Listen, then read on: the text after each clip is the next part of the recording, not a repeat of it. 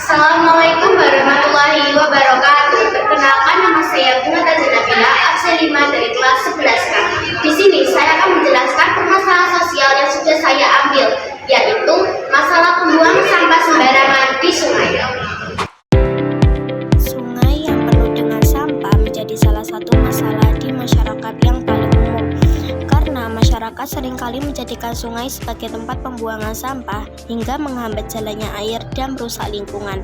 Juga bisa menimbulkan bau yang tak sedap di sekitar sungai. Seperti di video yang sudah saya ambil, terdapat sampah yang bertumpukan di Sungai Dusun Randukenang, Desa Jepokarejo. Tumpukan sampah itu sudah ada sejak dulu sehingga semakin lama semakin menumpuk. Masyarakat membuang sampah di sana dikarenakan pemerintah desa tidak memberikan fasilitas tempat untuk membuang sampah. Padahal sampah yang dikeluarkan masyarakat semakin hari semakin banyak. Dampak jika permasalahan ini tidak segera diselesaikan adalah menimbulkan bau yang tidak sedap. Nantinya akan mengganggu aktivitas masyarakat sekitar. Kemudian dampak kedua adalah menghambat saluran air.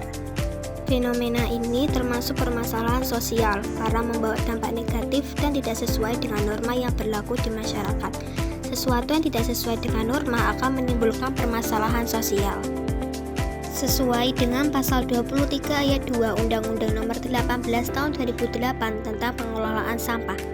Dasar hukum peraturan pemerintah ini adalah pasal 5 ayat 2 Undang-Undang Dasar 1945 dan Undang-Undang Nomor 18 Tahun 2008 tentang pengelolaan sampah.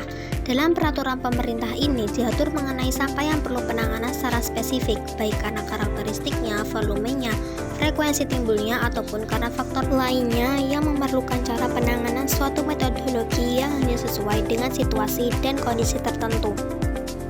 Permasalahan ini terjadi karena faktor sosial, yaitu kurangnya fasilitas yang diberikan pemerintah.